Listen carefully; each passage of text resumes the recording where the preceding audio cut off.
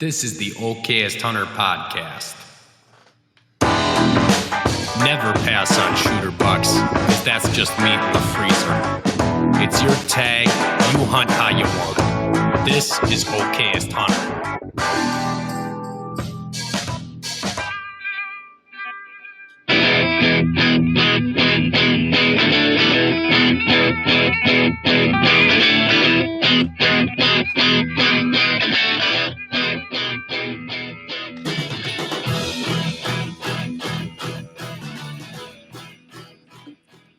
Hey, welcome to the Okayest Hunter podcast, coming at you from all over the place. So here in Wisconsin, we got Oconomowoc in the house, we got Lake Mills in the house, and we got West Bend in the house representing. Raise the roof, Derek. We're doing a pre-recording because I can't make it in the studio Tuesday, and if I can't make it in, I guess you guys could, but that would be weird. Well, I mean, if you really want to trust us handling all those controls, I could train you guys. We might record the whole thing in robot voice, and that could be entertaining. It could be really fun. Who knows? You could go down some real weird paths with that. Yeah, I should do it right now. It's like if you're asking for permission on someone's property, you could just be like, I'm here to ask if I can hunt your property. Yeah, that's like gonna be a no for me, dog. It's gonna be a no for me, dog. We're brought to you by Half Rack. Half Rack is our presenting partner. Why they chose to do that with us? Maybe ask those guys. Like, reach out to their customer support and be like, I heard about you guys on the OHP podcast, and what the hell's going on? And see what they say. But 50% off if you 15. I want to make sure I'm articulating that correctly. Not 50. 15% off with code OHP. Check it out. Did you guys see all the updates from Spartan Forge that dropped? I just started looking through. I actually had to renew today. Oh, all right. Yeah, I had to renew my membership today, and I did not get to play around with it a whole lot. I've seen lots of posts online about the LiDAR and people posting pictures of some pretty wild-looking maps, so I'm excited to play with it. There's a ton, dude. There's a ton. I took a screenshot and some video screenshots. One of the screenshots I took was like the first screen that popped up when it was like, hey, there's some updates. You should probably take a look at these. And it was like the map legend. The number of things that you can slice on just the map legend. There's obviously access permitted, no access conditional. You got green, red, and yellow for those things. And that's if you're knocking on doors. So I think, Derek, you knock on a lot of doors for turkey hunting. Greg, you knock on a couple doors here and there in farm country. Yeah, in fact, I've been using that feature, so I just it's just easier to pick out of the map, from wide open distance. When you're just looking at the big scheme of things, I can pick those green spots out that I have permission on. It's pretty cool. And then there's obviously like ownership is private, but there's also like a pink color for a new owner. Like if someone just moved in, that's probably going to change your access if you don't know that person. So if the property has changed, if there's been a sale or something, I'm assuming they're getting this from, I don't know if it's MLS or wherever they plat book, and there's probably a lot of digital properties. I don't know how they do all that stuff, but yeah, there's lots of ways to slice BLM, federal, wilderness, state, the different types of access trails. Then you have agricultural filters too. Like, what the hell is that word? Deciduous forest? Can someone explain to me what the heck that is? Leafy trees, the trees that lose their leaves. Non-coniferous. Non-coniferous. So coniferous is pine trees, deciduous is oaks and maples. Okay, hold on. What was the first one? Non-coniferous is not pine tree, but then if deciduous is also leafy, isn't that the same? Are you saying the same thing?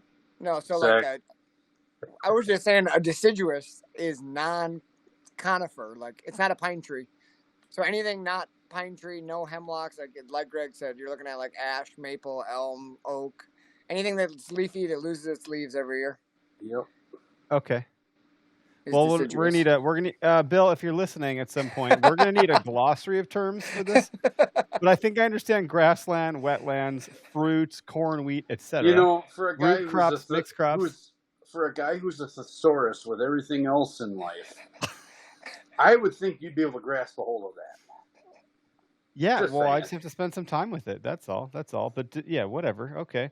anyway, you pop it open and you get that out of the gate. And what happened to me is I loaded it up after the update, and my maps weren't loading. It was just a black screen, so I could see everything else but no map.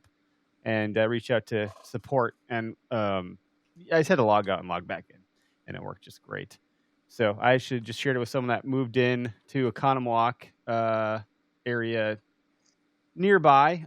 They're on a piece of property that they can actually hunt, and they were showing me some pictures just on like Google. So I sent back because I figured out where they were, and I sent back screenshots of where they live, but on Spartan Forge. He's like, "Holy shit, what app is this? What is this? How do you can see my trail?" And he was like freaking out. He's like, "That's the tree that I'm. That's the holy shit." And so he's kind of like really going gonzo with the UAV stuff. And I was doing like, "Oh, you want to see what was in the corn crop last year? Oh, look at that. Looks like it was beans." And so just it's a very powerful app. Check it out. Use code OHV 20% off. I'm giving them a little bit of room on the floor here just because of those updates, and it's exciting.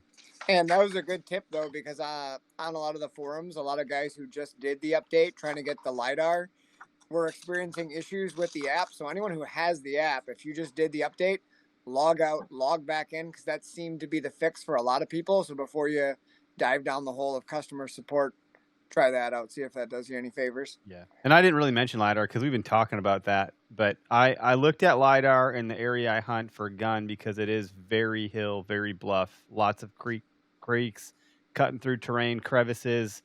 I've been very much so enjoying that because it's giving me a couple more tidbits. Like I know the area pretty well, but I'm like, look at this little extra bench or this little knob I didn't see. And it's kind of cool. Like it really is. The naked rat thing that I said a long time ago, I stand by the naked rat. I don't know, Derek, if you heard that one, but I don't know that one, but I'm interested. Explain that. It's just LiDAR is showing you the terrain with the topography and the slope angle. And it's no foliage at all whatsoever. So it just strips down. So it's like this gray, barren, desert-like, view. But to me, I think it's like looking at like a furless rat or something, because you can see every little wrinkle in that rat's fur. You would never see that with all that fur on there, but you shave it all off. Are you putting that broadhead on your tongue? What are you doing, Greg? Oh my God. You're dumber than the guys that put their hands in crocodile mouths. Just an animal. He was a sword swallower in college. He's just reliving some of the glory days. Oh, you're going to be a heart attack. Explain to your wife how you sliced your freaking tongue wide open. Well, you got to explain to your wife how you slice your hand open every year. Well, everyone got to see it on video, actually, so that one's no explanation there. But that's what the whole thing is. But anyway, and then as you're out, the hunting season's about to turn over, so I'm really excited. Like Go Wild activity at the Go Wild app, timetogowild.com, has really picked up. There's a lot of activity there. It's pretty wild. Log your time as you're doing that stuff and earn some points and save that money. And then we're all in Latitude saddles. Derek, I think you got one of the X-Wing platforms headed your way. And by your way, I think it's heading my way, and then I'll give it to you. So whenever that arrives, you'll be the only one on the Okayest Hunter crew running a platform, because those things are just hard to come by. So I'm excited for you to get into that. I think Greg and I have other platforms that we're using, so we're hodgepodging a little bit. But I got the Latitude 2, the Method 2 setup that I am enjoying quite a bit. Got to shoot some arrows out of it and just kind of putzing around in the yard. Kind of just at the bottom of the tree, nothing special, but just trying to get a little bit more comfortable here and there. Greg had me trying to shoot arrows, and my kids were crawling on my car and running around the house. It was luckily no one got shot. Luckily, yeah. So when does it open up? The 16th. 16th on Saturday, man. So today's the 10th, so we have a week, a hair less than a week here in Wisconsin. Where are you guys at? Whew. Gregory, where are you at? And where am I at? I'm right here in my basement. That's where I'm at. Well, it looks like you're sharpening broadheads. It seems pretty darn prepared.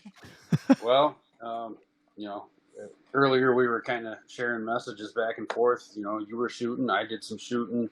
I had to get out and do some shooting. I had kind of a long week with work, so deer hunting has been on my mind, but it's reality check time. It's right here, coming quick. We're 6 days away. when this airs, we'll be even closer, right? So That's a good point. confident in my shooting. Confident I'll be able to climb up a tree. Got a few places picked out. When it comes to a target buck, I do not have one. I have no details on one, so that's going to be. Are you lying? Are you lying? Oh, I'm not lying. I'm not lying about that. Trail cam pictures don't do anything for me. We all know this, right?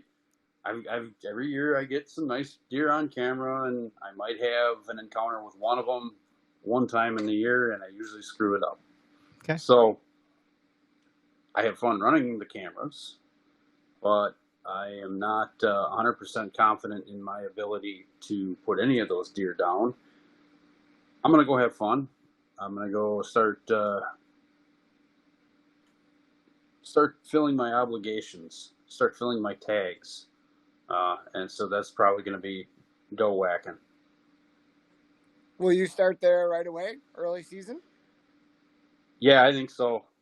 Good way to dust the cobwebs off. Yeah, and there's nothing wrong with that. I'm going to go. We'll see what my work schedule's like. I don't know if I'm going to be able to get out before season actually to check my cameras. And again, I'm not going to rely solely on what I see in those cameras because things are going to change if they haven't changed already.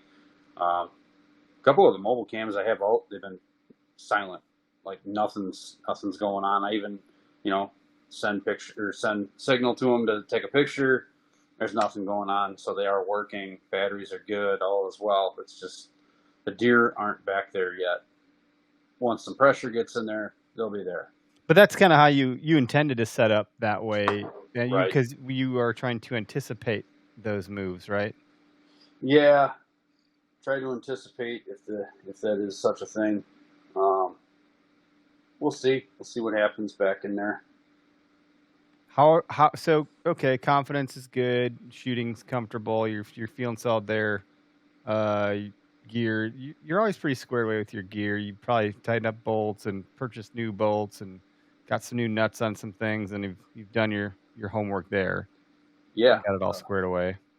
Platform's all ready to go. You made any so what kind of changes have you made to your setup this season from last season? Well, like you and Derek, we got some pretty cool new sticks. So if there's one thing I would like to do is get those silenced before we go out. I don't know if that's going to happen because if I go and order something, I'd be lucky if it shows up by the weekend. I've got some other materials I can put on there. I can hodgepodge something. Get some hockey tape? Yeah, I've got some hockey tape. So that's probably what's going on there. Feel good about all that? About as good as I can. It's just to keep things from going clang, right?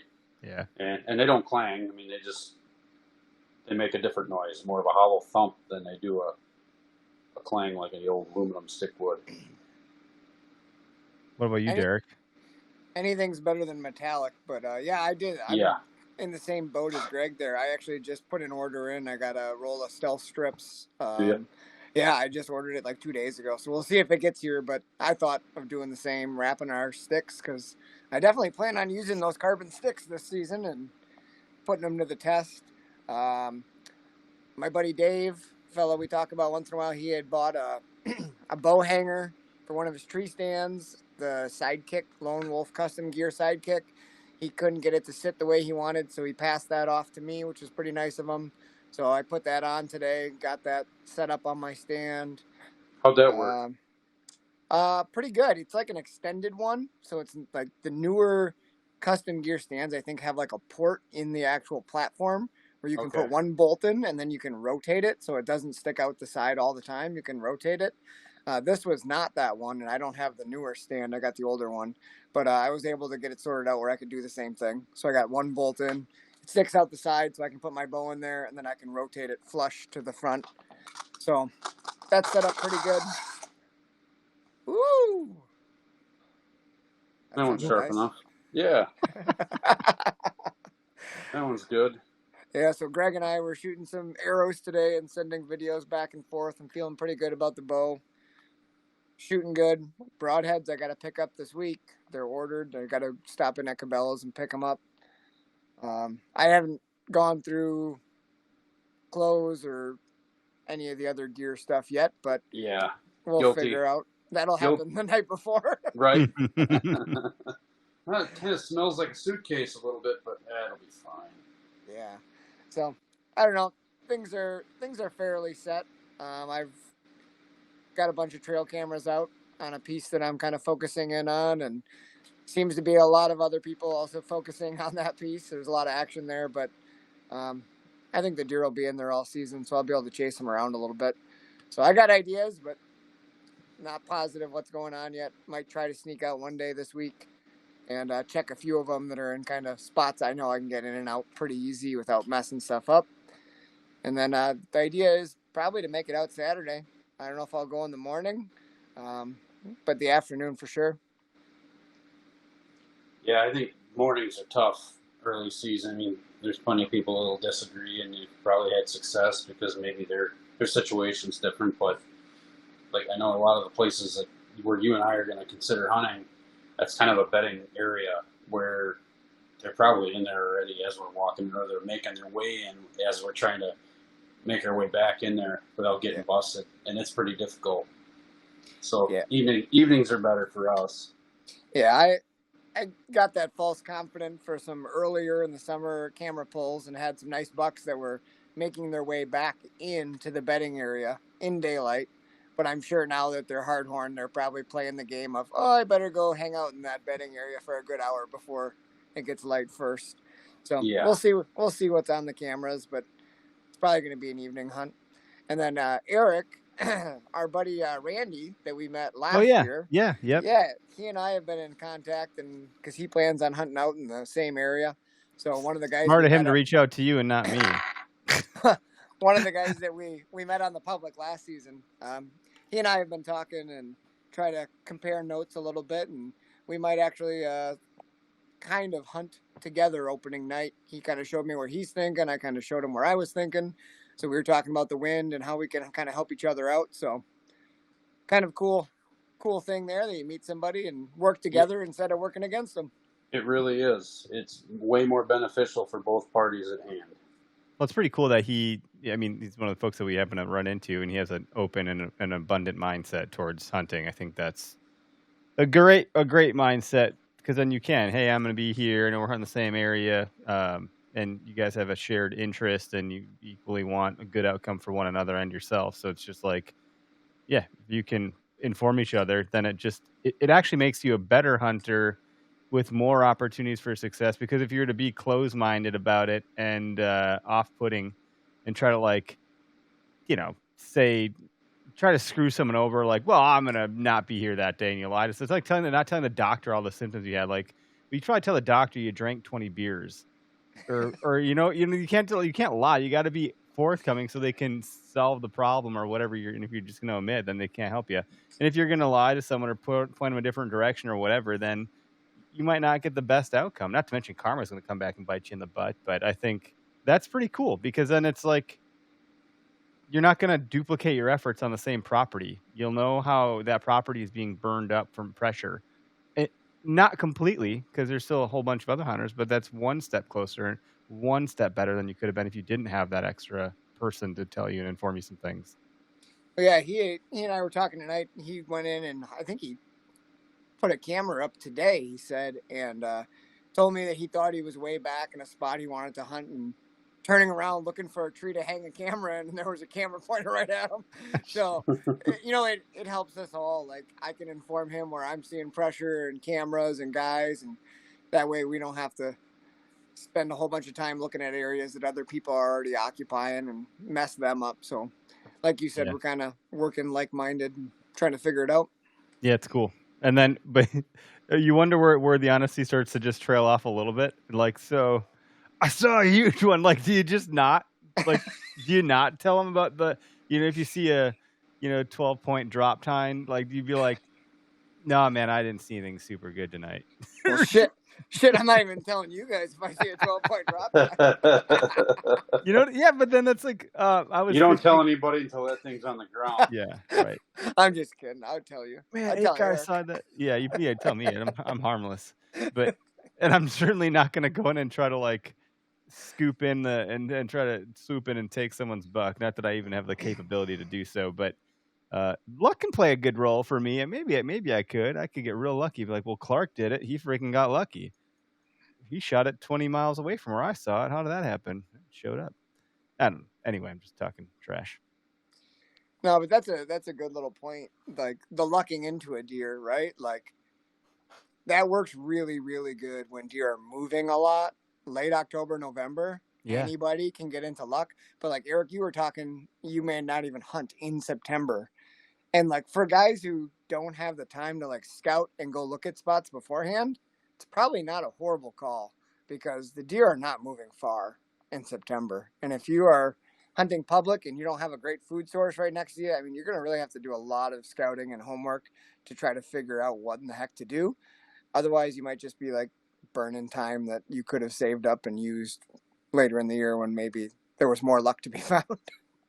Yeah, it's funny because we talked about this with Kevin Vistison. We talked about this with working class guys and this reality check of like, what's your plan? Well, my plan is to have fun. Oh, okay, great. Ha ha ha. But no, like really, because I haven't had any time to, and that's not entirely true, but I haven't put forth the time. This is so, man, I read a lot of books, Greg, to your point about the thesaurus stuff, but there's this new terminology I'm coming to grips with that I'm still not totally on board with, but it's this Einstein time. Yeah. Einstein said time comes from you, not the other way around. And he talks about relativity and stuff. So like I could certainly make time, and it's a really weird concept. I actually don't know that I like it completely. Because I'm like, yeah, bullshit, but okay. And the whole thing is like, well, if I put my hand on a hot stove, that's going to feel like a very, very long time. But if I spend time with my kids, it's going to feel like I didn't have enough time. And so like it really does come from you. So could I put more time in the deer woods? You never feel like you have enough time. I think you could put in 10,000 hours and you feel like it wouldn't be enough because you want more of that time, just like you want more time with your kids. I don't want time at work. I don't want my hand on a hot burner. I don't want to be, pooping out the jalapeno poppers that I had during the Packer game tomorrow. That's going to be painful. I want that time to end immediately. Wow, that's more information when everybody needed. But to that end, I didn't have a ton of the time that I wanted to put into it. And therefore, to Derek's point, because I don't have any of that intel, that homework, that scouting, I'd be going in like more blind than normal. And it's early season. There's still mosquitoes. There's some misery with that. It's hot. There's food everywhere for these animals. I don't have anything patterned. So I think I could save all those brownie points. And by, late October, early November, when I've had most of my luck, my wife would be like, you know what? You haven't hunted all season. You should go. And if you want to talk about success, if I can get my wife to tell me I should go, that is a new level of achievement.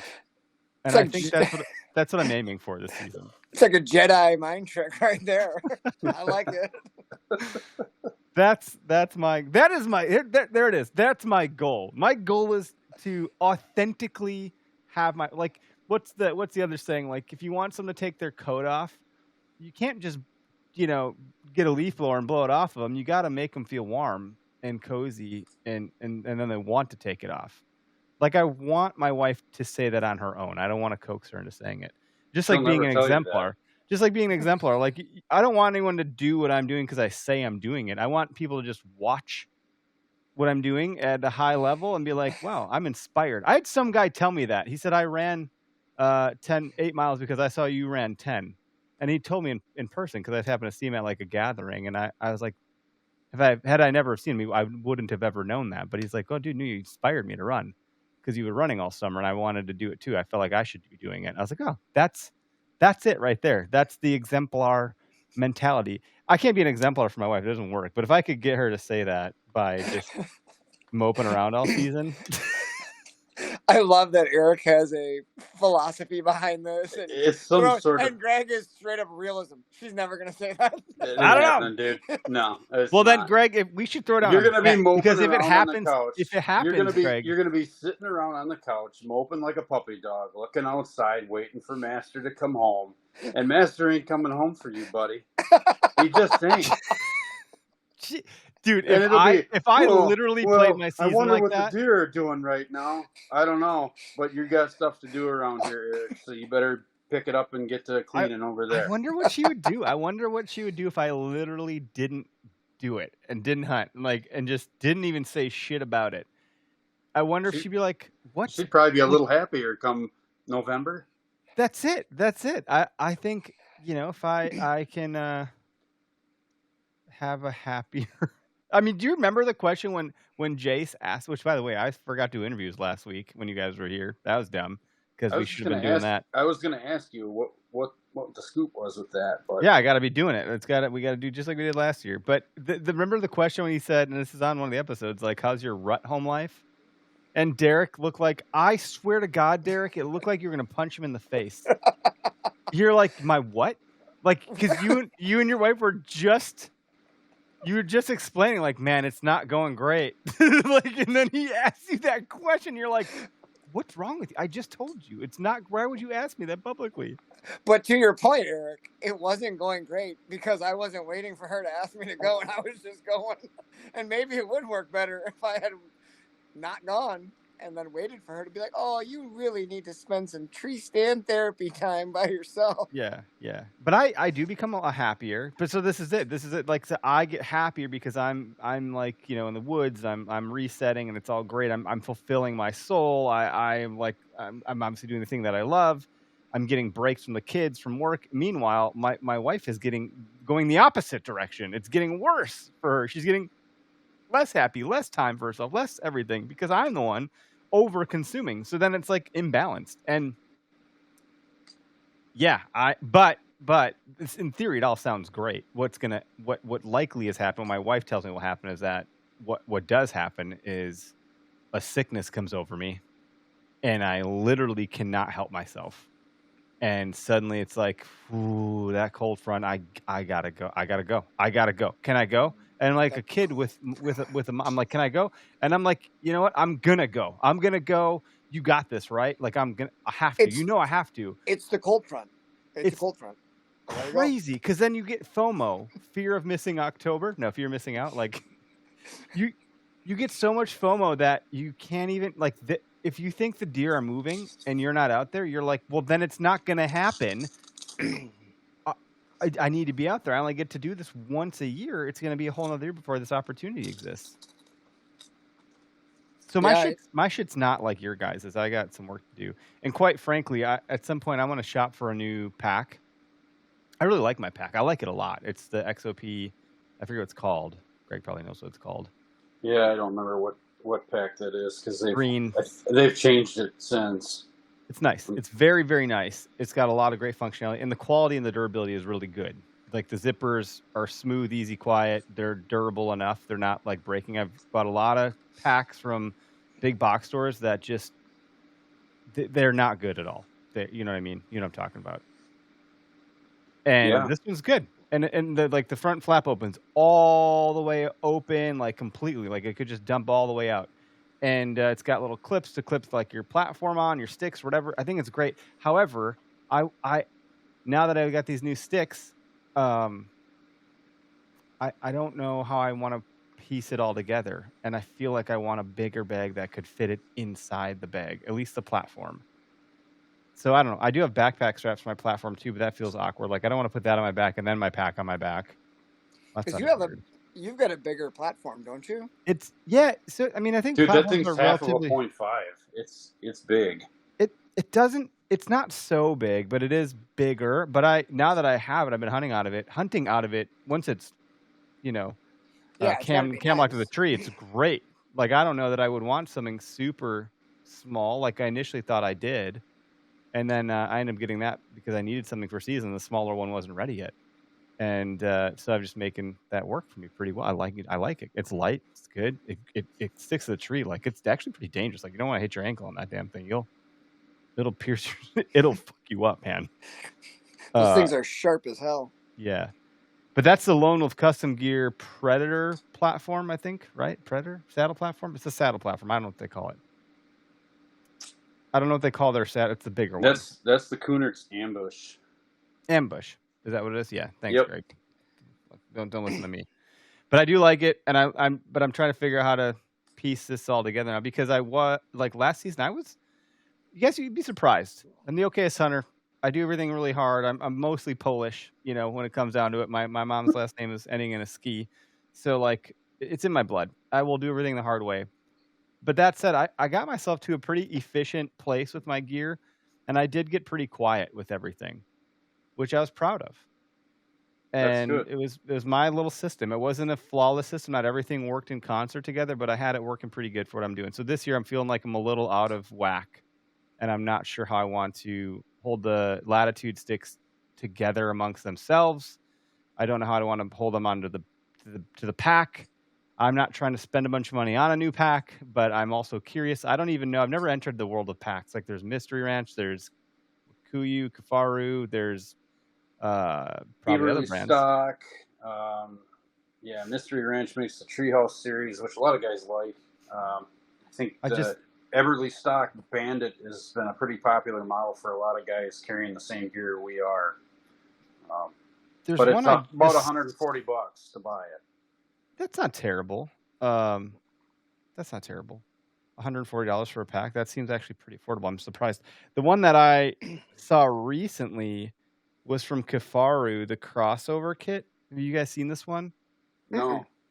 It's really seemingly designed for a Western setup, but it's saying like it's also highly capable for whitetail. Like if you're going to pack a deer or an elk out, it can do that. But because it can do that, it actually lends itself really well for the whitetail world. And we're not backed by these guys. I'm just talking about it. It like that fold out compartment where you would have your meat storage is where you could put your sticks and your platform. So it's sandwiched between bag and another part of the bag. And then there's nothing on the outside bulking out and sticking out for metal to clank on branches. So you're kind of protecting it to like it's like a sandwich. Like the platform and sticks then become the meat and cheese of the sandwich. So I'm looking at like that's the kind of bag I think I want is one that can do something like that, but I don't know. Meats and cheeses, huh? Mm-hmm. I want a sandwich bag. You need some of those in your bag for sure. Mm-hmm. Oh yeah, let's talk about that. Did you guys see the new design that's dropping? The all-day sit. Mm-hmm. Oh yeah. Oh yeah. Nah, I wasn't sure if I should say all-day sit or all-day hunt. By the way, I think people get it, but I was like, maybe I shouldn't be more explicit about what I'm trying to say. I think the right people get it. Because I say all day sit. I don't say all day hunt. What do you guys say when you're hunting all day? It's an all day sit. You're sitting all day. That's right. Or is it an all day hunt? I think I say sit. Sit works. And then I thought our buddy Good Sit. Oh, yeah. Thank you for mentioning that. Which is another product I'm looking at. That's another new thing that I'm using this year is our buddy Brian that I met last year down in Illinois. Been doing an awesome job getting himself out there. He's been on tons of podcasts. But yes. I'm using some of his Good Sit Productions mobile stuff. So I just ordered. He's got like a GoPro mount. Since we got the GoPro that goes like up above you. Yeah. Nice little paracord, super simple. And I'm using a couple of his trail camera mounts, the elevated mounts that angle down. And I tell you what, usually I don't like finicking with that kind of stuff, and I just do what I do. But those things were freaking slick, setting those up. Very nice. I ordered a bow hanger from him, so I'm going to try that. Yeah, we're going to see how that works. Cool. Interesting. Yeah, I was browsing his site today because I was trying to find some other ways to hold the latitude sticks together. And it looks like what he has is paracord. It goes around the little like clips that you would do the same way you'd set up on our tree, but then you're only putting pressure on the middle. I don't know how tight you can make that, like because those things they stack great, but I want ways to like cinch them down at the top and the bottom too. So I almost wonder, and I was looking at Latitude's website, and I didn't notice, right? At least I couldn't find, and I can reach out to them and ask too. Is they have that when you buy the sticks, they give you that little rubberized belt, if you will, right? Yep. And there's one of them, and it does its job, but it's one. I'm like, well, can I just buy a couple more of those? And they didn't have just those by themselves, so I actually want to message them and be like, can you guys? How do I get just these, or can I find something like that somewhere else? I don't remember what those are called. I want to say they're like, you can buy them, they're like bulldog straps or something like that, but some company makes those. There's a company out there that makes them, yeah. different sizes, widths, and for different amounts of pressure. And then you you're got gonna put on them. those rubberized, coated giant twisty ties. I know. Yeah, people the use those too, but Night Ice gear ties, they work in a pinch, but I don't think they're going to hold long term. Especially if you're walking, things are bouncing, they'll loosen up. right, they don't cinch per se. But I think it's a nice to have tool in your toolkit for various things. Right. I forget what I use mine for. I think I gave one. I think I got my dad some of those at some point. My wife's like, "That's what you're getting your dad?" I'm like, "No, you don't understand. This is a great gift." Some cases it could be a third hand up in the tree. It's pretty handy to have them. Yeah. Now, Greg, Eric was talking about his pack before. You run a backpack, don't you? Well, you were running like a Molly pack or something. Like you got did you go to Sherpers and some military surplus store to get that? No, that was an online purchase. So I bought the bag. I had the harness already, the shoulder straps already for tree stand. Well, I got rid of the tree stand and kept the harness or the shoulder pads. And so I bought a Molly 2 rucksack, and then they make a frame that goes inside of it, a poly frame. So I have that, and that's way too big, honestly. Like, it's fine for an all-day sit with a whole pack of Little Debbie's, and maybe a hamburger and a couple of other sandwiches. You could probably throw a side order of fries in that thing, and you'd still be okay. You can fit all your warming layers in there cola too, right? When you're walking in, you can get your puffy totally. jack and but it's not a quiet pack. If you walk through brush and something slaps that thing, it will make noise. It's better for rucking. That's what I was using for rucking, throwing a 20-pound weight in it, 30-pound weight in it, and walking around on the paths out here. But it's really not the best for deer hunting. I got an old Gander Mountain backpack with a bunch of webbing on it, and I can fit my sticks on it. My platform will probably fit inside of it, but I'm almost better off putting those sticks inside of it and stacking them in there. Have you seen the? See this one? I don't know. I'm looking at so. I don't know if you guys know this, but Sitka has packs. And but I got to take out a mortgage on my cardboard box for it. I know, but at that point, packs are all fairly expensive.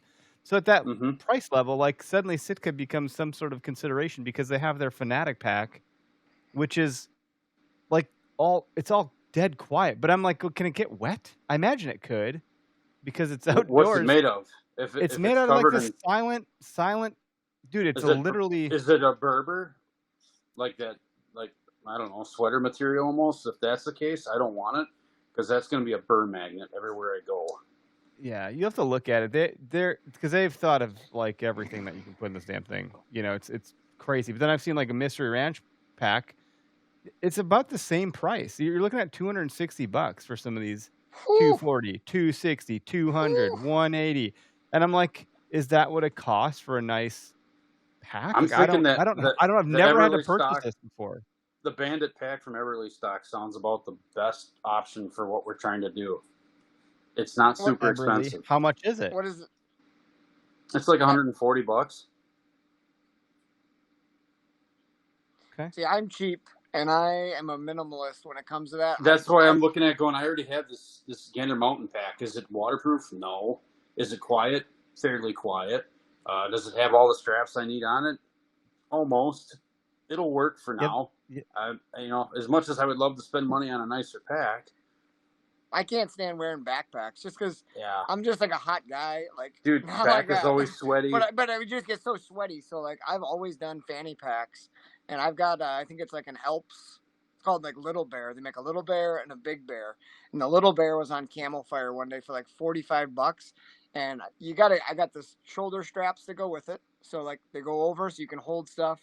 A little bit more, and then I just sewed extra straps because there's buckle straps under the fanny pack. You can put your clothes, strap them up, and then I can put my sticks on top, strap those up. So I got all kinds of buckles on that sucker, but it keeps my back open, and the pack itself is only this big. I can fit my video camera in there, my release, my rangefinder. So You sweet talked the home ec teacher into sewing some stuff on there for you. Oh no, I You should dirty have old done that. sailor, you. I should have done that. You should see my sew job, Greg. Here, here's what I did. I used some 40-pound spider wire. Oh, there you go. And I sewed that sucker on there, so it's sewed together with fishing line. Hey man, necessity is the mother of all invention. I do the Kafaru stuff is like, I think the Dude, lowest pack awesome. I have is 200. It's 200. The lowest price Yeah. pack is 200. It goes, It's dude. awesome the one I was stuff, but- referencing, I had no frame reference. $1,500. What? That's a no. Well, that's that's a a- no, dog. Yeah, that's all made in America. I mean, it's Yeah, all part of the system. $1,500. That's But what's it's cool. like it's a kit. It's a system. It's a lot of the stuff is for the Western Exactly. hunter. So, but one thing I saw they have here, they have a cargo net. And so I'm like, oh, what if I were to like schlap a cargo net of some sort, not theirs, because that said sold out, it's expensive. I wonder if I could just slap something like that on the bag I have to like deal with the stuff I'm looking to deal with. That I'm just tell you what, I'm just gonna go to Ace and buy a couple bungee cords, and we'll just be done with it. Well, I think you use like the strap they give you with those carbon sticks in the middle, Mhm. right? You strap them. Yep. If you had a pack that had a vertical, like a buckle that went horizontal up top and a buckle that went horizontal on the outside or on the side of it, that you can cinch down to keep the top and bottom tight, that wouldn't be the worst thing in the world. There are some cheap packs that feature that kind of stuff. Yeah, I didn't mean to make this a dialogue about. I don't want to go all in on packs here because it's not going to happen this year anyways. Like I'm gonna have to just like jerry rig this. But you did. Setup. Here we are. Yeah, but that's the kind of stuff like you talk about systems and setups and gear, and you got to get comfortable with your stuff. You got to feel confident with your setup so you can go in and like recreate these. Because what I learned last season or 2 seasons ago was this whole concept of like micro movements. That was a new concept to me. It's so funny. I've been a mobile hunter my entire hunting life. I've been a mobile hunter without realizing it. What are you in the bathroom? What are you doing, Greg? No. Don't ask. You're talking about micro movements and wanking under the covers over there. That was before we were recording, but that's okay. No, micro movements, like people, you tear down and set up inside of the same hunt to make a move. And that was like a new thought to me that I was like, holy shit, people actually do that, because it's always been such a pain and so difficult for me to get up into a tree and out of a tree that it was like that was never even a thought that occurred. And so now that I got this really efficient setup, I'm like, oh, I might get down and set up a little bit closer and make a small adjustment within the same hunt. And if you're not feeling great with your gear, and if you're hunting public land, because if you're a private, like maybe you got a stationary setup and you're good to go, like you got your spots or whatever. But on public, if you're doing that kind of stuff, it's like you want to be as efficient as possible and quiet and like, and I tell you that, dude, Murphy's Law is all around me when I'm in the woods. Like anything that I can F up, I will F up. So I'm not feeling super confident about my shit this year right now. Like I've not had, I don't know, enough time to like feel real good about it. But also once I get that time, I can figure it out pretty quick. I just got to sit down and do it. And it's hard when you got kids running around, buzzing your ears, grabbing your stuff. Like my kids are grabbing crow calls and squirrel calls. Next thing you know, it's like they're running around like a bunch of literal animals. And I'm like, okay, now they've taken half of the stuff I had laid out in the driveway, and I don't know where anything is anymore. So you made it a free for all when you brought your pack right in there. So, but that's it. They were there, like I have and they were no other waiting for it. opportunities. Like we don't. Here's the thing: no one wants to babysit 3 children. No one wants to do that, and I don't expect anyone that would want to. And I also don't. I don't want to wish it on. So I'm not going to throw my 3 kids onto another adult human, and I can only tax my wife so much, and we can only tax our mother-in-law so much. It's just like there's just not that many folks that are nearby that are willing, able, capable, and have a desire. Not to mention it's expensive if we were to really get into it. I'm not trying to do that either. So you got to just make the time when you have it with your little ones running around, and then they just become part of the whole situation. They're just so damn young that they're chaos. Organizing anything with those little minions around is very difficult. I can attest. I mean, things are everywhere in drawers they don't belong. And half the time it's not even them. It's me putting something down, trying to get them off the roof or something. Well, then So you it's my forget, fault. right? I'll That's what it blame was. I'll blame them. Yeah. Oh, man. Greg grabbed a pack. I saw you. That's what you're doing. Yeah. So mine has one middle strap right here across the back, and then it's got two on the bottom that I can actually crisscross across Okay. the bottom of that stick. So So your it supports your pretty sticks well. aren't I can clanking put around those- too much. Well, I only have one stick on here, so I'll let you know how it goes with a stack of 3. But honestly, I don't see how they're going to clank around a ton once I get them all stacked in there. We'll find out. Yeah, I'd like to see.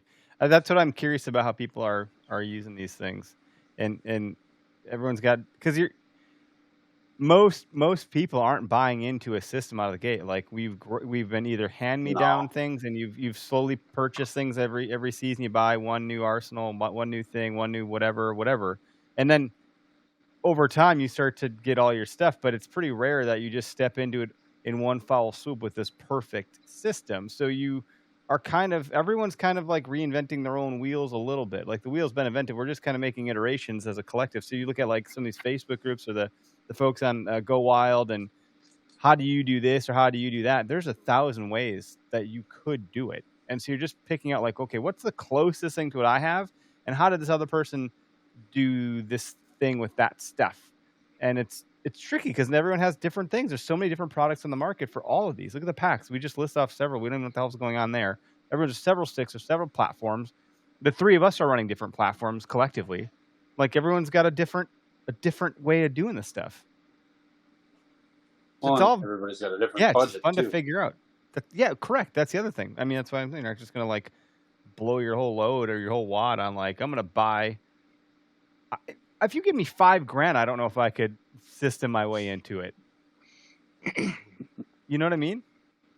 It's crazy what this stuff costs, but I mean, I always justify it as, if you're gonna put it to use and beat the hell out of it, and it's gonna, buy good stuff right away. Not just gonna hang in your garage, and you're gonna say, "Well, I wish I, blah blah blah." If you're gonna use it, then it's worth it. Yeah. Like I invested the first closest system I ever bought was that custom gear. I bought the stand and the sticks that went with it, and it was expensive. But man, I feel like I've already got my money's worth out of it in a couple seasons. Yeah, when you got that, was that 2 years ago? Yeah, I think so. I remember because that was when we were just getting the drywall up in the studio here. And I think I have a picture of Dane sitting in that because we were out in the front yard before we were recording, checking it out. And you put on the tree and the pine tree in the front yard. And I was like, oh, yeah, that looks cool. Look at that. Is that what you're still using, by and large, as those sticks? Yeah, or that's what you were using last season? I've been using that pretty much as my go-to, and then the saddle stuff here and there when I'm going to a spot where I know the saddle would work better. Then I'll bring the saddle. But that stand is on my back most of the time. That's cool. So then with the stand on your back, then are you clipping a backpack on the back of the stand? Or are you using a fanny pack? Because you got to bring some gear with you. Yeah, so that stand's got that seat that folds out and locks in, so it's like a shelf. Yep. So I sit my fanny pack right on top of there. Sometimes I'll just set the sticks across or lace them up, set the fanny pack on, and then I'll just put the fanny pack, the waist belt, through the edge of the stand, and that acts as like my waist back or my waistband for the stand. So it's like sitting up on your hips a little bit. Then I got my shoulder straps, so it actually works out pretty slick. That's nice. I know when I was with Greg, a couple seasons ago, and Greg was lending me his Lone Wolf Alpha or whatever it was called, which is I no longer have. With the sticks, the sticks that have like the alternating, it's not they're not double steps. Yeah, the single steps. Lone Wolf steps. When I got those, I had those sticks, not the stand, so I didn't have it as the system. When I was even younger, my dad got those sticks for me, and I was like, that was my first real piece of like legit hunting gear, and I was like, holy shit, this is a stick. You guys got to realize I was using rope, these weird rope L hook things. I was climbing a tree, one of those at a time. Cranfords? The old school Cranford steps? I've talked about these. Yeah, they're like a cinch knot. You just put it around, wrap it on a tree, cinch it up, and then that was one foot, and I had to go all the way up. So, I had to put... I had a satchel of these things, and in the winter, the rope would get cold, and it would clump together. It'd be a tangled mess. It was a damn nightmare. So when I got those sticks, I was like, holy shit, I can get 20 feet high with 3 straps will get me there. I was like blown away. But when I was going with you with the system part of that same iteration, the single step sticks, I think you have a picture of me walking through the swamp. I hated that on my back. Hated it. I felt like I was so not nimble and not like ready to go. I was so Heavy. not very mobile. So like here you are, you're this mobile hunter, but I was like, well, not really. Certainly wasn't minimalist. It was like a giant turtle trying to walk through the woods. Yeah. So I like my stuff now because I just have like one small Things pack have come a and it's long all way. there. Things Yes. have come a long way. Hey, Derek. Hey, sorry about that. Turns out my battery is dying quickly, so I was texting the wife, "Hey, emergency charger run, please. Can you grab one for me?" Nice. Can you plug your headphones in the same time while it's charging? No, I'll just have to unplug my headphones and go I think speakerphone. that'll still work just fine. That'll work fine. Yeah. Think the audio will be garbage? Nah. The mics on the headphones run pretty hot. Okay. Dude, the mics on those headphones run really hot. I think the audio will probably be just fine. Cool. But no, I don't know. Like season's here. Am I excited? Hell yeah, I'm excited, man. I can't wait. But I'm also gonna try to do this a little different this season. So I'm hoping luck's gonna play a big role for me. And I don't even know where I'm gonna be hunting, guys. I have no clue where I'm gonna go. I didn't get the permission to the conservancy. I got that notification a week or two ago. So no Shoot, I was conservancy going to ask properties you for about me. that. Did you get it? No, I didn't apply. Yeah. Oh, sorry, I had you muted. I didn't apply for it. Did you? Did your dad get it? Yeah, we both applied. I actually owe him some money. and no, we didn't get it. Sorry, dude. Nope. That's a bummer. Yeah, they have other properties that you don't need the permit for, and I just don't know how many hunters know that you even need a permit for any of them. So I'm sure. I feel like they're just full on access, anyways. But my dad's hunted some of the other properties they have without the special access pass or whatever you want to call it, permit, and has seen nice bucks. Like, has seen good deer. So it's kind of cool. You got going on back there? It's one of my bucks is just hanging out. So you got some antlers. Put It's that like down. some AI. The kids got out of bed. Listen, Big kid got out of bed. If you saw this though, would you let it go, or would you let it wait 1 year? I would shoot it. I would shoot it. This is a trick question. Okay, have fun, gentlemen. All right, thank you. Right. Mm-hmm. It's not our first podcast. It's okay. That's the other thing too. Like you can't tell your wife you're passing on deer. No, never. Like, oh no, I just didn't see any. Wait, you had the chance to shoot one and end this misery, and you didn't? Uh-huh. You're never. And going Derek, again. you're hunting 2 states, so you have opportunity at a couple of bucks this season, right? But I mean, potentially, yeah. of course, opportunity, yes. Opportunity, maybe. We'll see.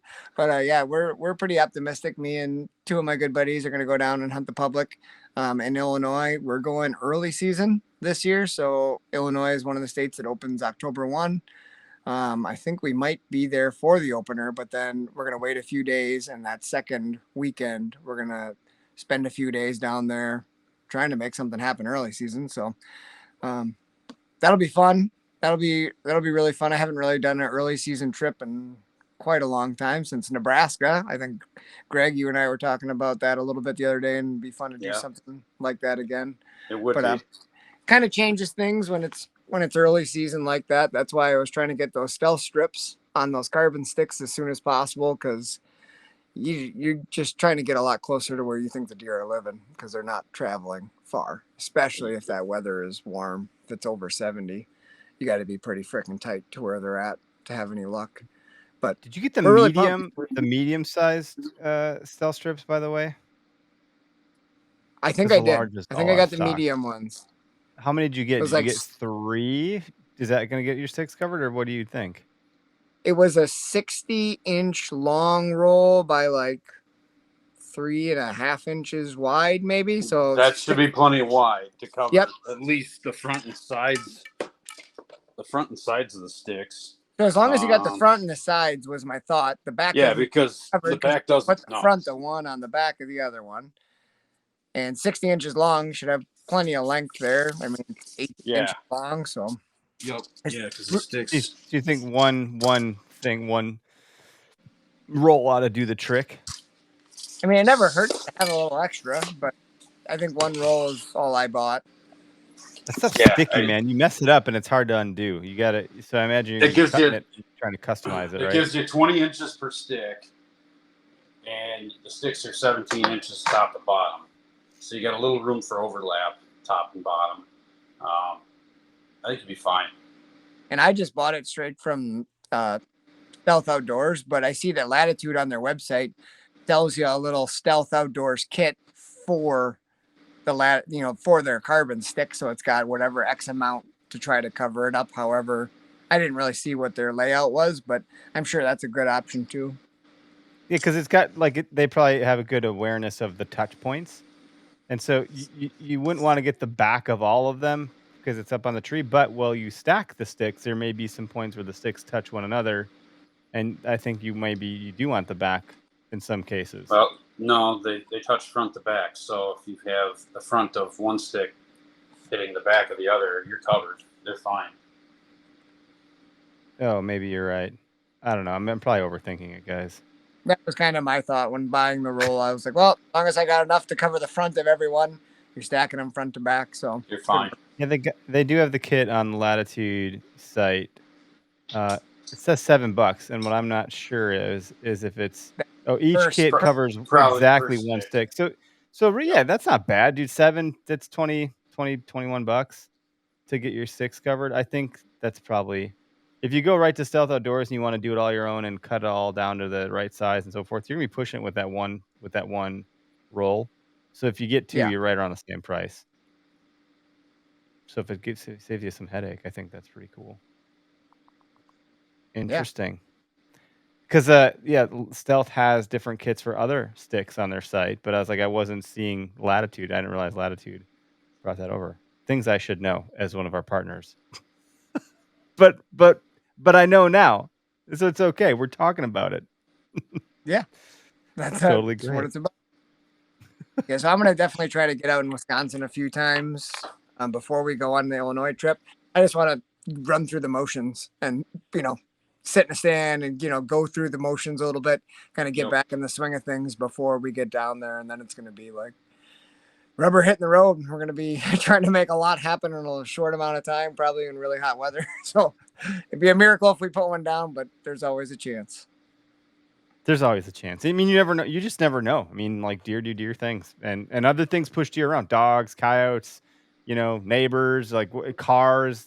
There's so many other factors and variables, and who knows? Like you just never know what you're going to come across. That's why it's so fun. You get to do all this homework research and obsess over something for years on end, and then you get to go try your hand at it and like go play the chess game that you've been reading about for the last 9 months or whatever it's been.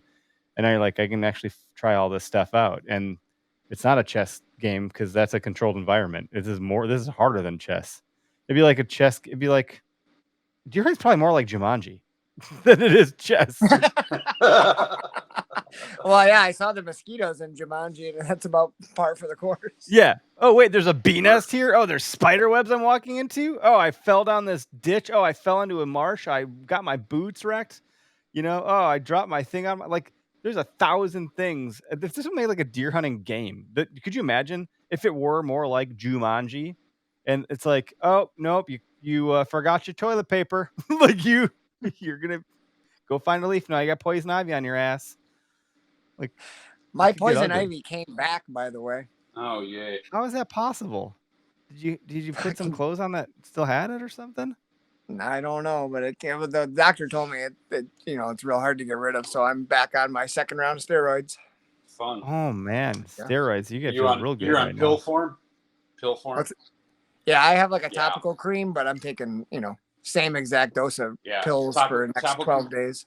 The topical cream does nothing. It might relieve a little bit of pain and a little bit of itch for a very short amount of time.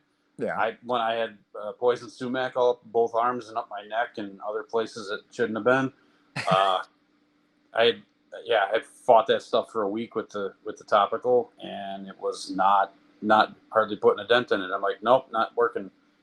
Need something better. So now from here on out, I eat a pill. Just take it pill form. Done. Yeah. Nice. Interesting. Well, I don't know, man. Like I said, we'll see how it goes this season, which is the name of our show. We're gonna have to call it something else this next year.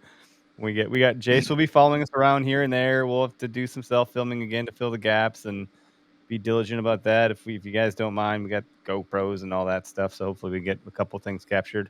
It's always fun to have some good commentary. One thing I learned from Jace when doing the self-filming stuff is to always like have your beginning, middle, end to like, this is where I am and this is what I'm doing, or this is my situation that I'm encountering, and this is how it's going so far and this is how it went. And without those things, it's just you have no frame of reference as a viewer. Like, well, what day is it? Like, what happened today? Oh, my wife actually told me I could go hunt today. She was the one that said it. And now I'm on my way to go hunt this public property that I've been to once. And it's freezing or the wind's doing the wrong thing. And then you check in later. Oh, yeah, the wind's totally ass backwards and I am freezing, but I'm happy to be out here. And how did it go? It ended. Hey, I got one, or whatever, or I didn't, or I saw one. Those are all critical points to capture, and then anything else is just B-roll stuff that maybe like will make the cut or not. I don't know. Jason's pretty conservative about what makes the cut if he's trying to fit that story narrative or whatever that ends up being, which is The Office. We're the Office show of the hunting world. That's how I think that's how it is. That's how it came out to be. That's how it's gonna be. The goal. We didn't choose it. It chose us. It chose us. Greg, how many broadheads have you sharpened? 2. It's a timely process, man. It's not just it's been an hour and you've only sharpened 2. Holy crap! Mm-hmm. What broadheads are you sharpening? So this is a grizzly stick samurai. This is a single bevel, so it's got nice straight edges. It's pretty easy. I just took it to a smoother piece of leather just to see how much more sharp I could get it. And then the other one is the old Silver Flame XL. That one, because it's got that radius edge on it, that one takes a little bit more skill in learning how to follow the edge. So I've been actually working with a real narrow piece of leather on that and a fine stone. Kind of went and worked it with the fine stone, hit it with the leather. Still wasn't get what I wanted out of it, so I hit it with the fine stone again. Now I'm going to go back to leather. We'll see how it goes.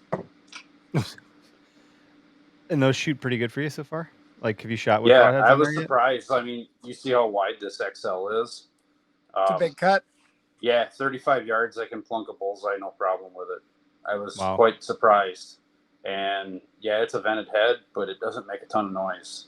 So it'll be like throwing a very sharp hatchet through Is there a bleeder on there or no? No. Grizzly stick does not do bleeders at all. And as much as we want to say it's kind of wrong to not do so, they had plenty of success without bleeders. We're going to find out.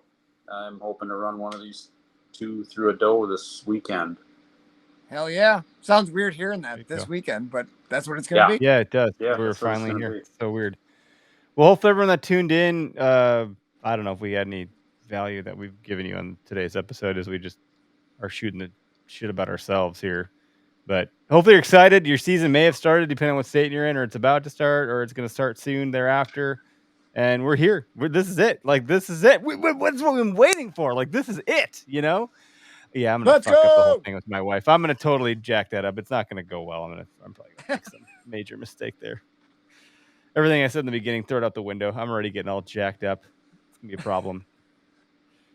Yeah. 2 weeks. I'll give you 2 weeks before you say I have to go.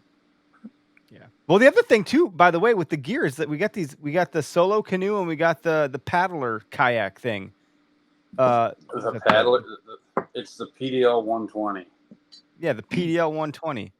You can pedal on it. With water conditions around here is not going to be very, very good. Just don't bring the paddler part. Just don't even take it with you. You can still kayak with it, just like a kayak. But just make sure when you pull the pedals out, you keep your cell phone stowed away somewhere where it's not going to drop down the pedal hole. Did you do that? Serious? No. But I can see it happening. I've got the solo canoe at my house currently. I grabbed it from Matt to run back to you, but I forgot we weren't doing podcasts this week. So that thing's been whoring around. It's great. It's pretty light. What is it like? Canoe. I think it's only like 40 pounds. Yeah, somewhere in there. It's pretty nice, nice little boat.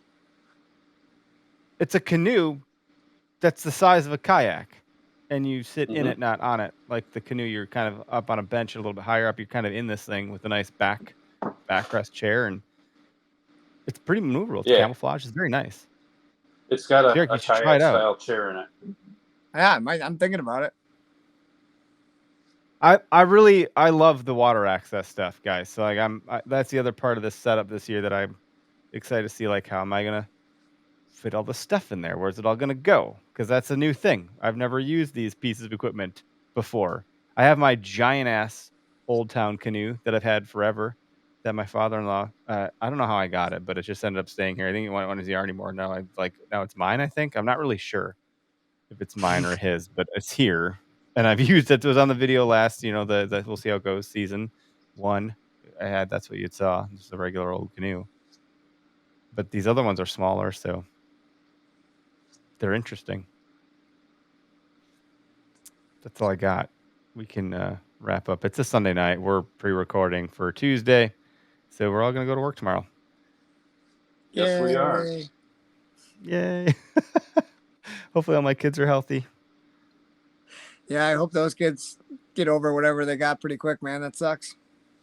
Yeah, birthday September went down the pooper pretty quick with the fevers running amok. But hopefully everyone stays healthy for the opener and have fun. Good luck.